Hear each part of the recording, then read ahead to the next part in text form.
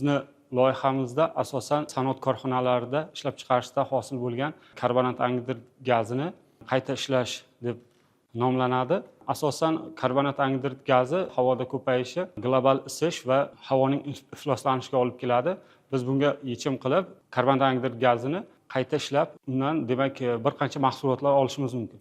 Masalan, birgina ohak sanoatida, ya'ni ohak toshni kuydirish natijasida hosil bo'lgan karbonat angidrid gazini yomkislarga qamab, tutib olib, demak uni quruq muz sanoatida, gazli ichimliklarda, issiqxonalarda o't o'chirish va karbamid o'g'itlar ishlab chiqarishda asosan karbonat angidrid gazi ishlatiladi.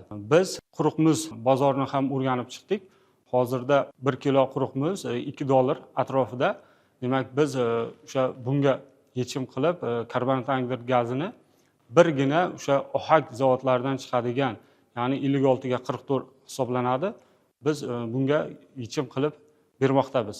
O'zbekiston bo'yicha 100 dan oshiq ohak zavodlari mavjud, 47 ta sement zavodi bor.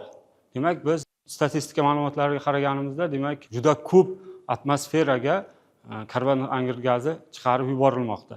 Va biz buni qayta ishlash natijasida yuqorida aytganimizdek kerakli mahsulotlar olishimiz mumkin. Bu birinchi o'rinda bizga nima beradi? Bizga demak birinchi o'sha global isishni oldini olamiz va havoning ifloslanishini oldini olishimiz mumkin bo'ladi.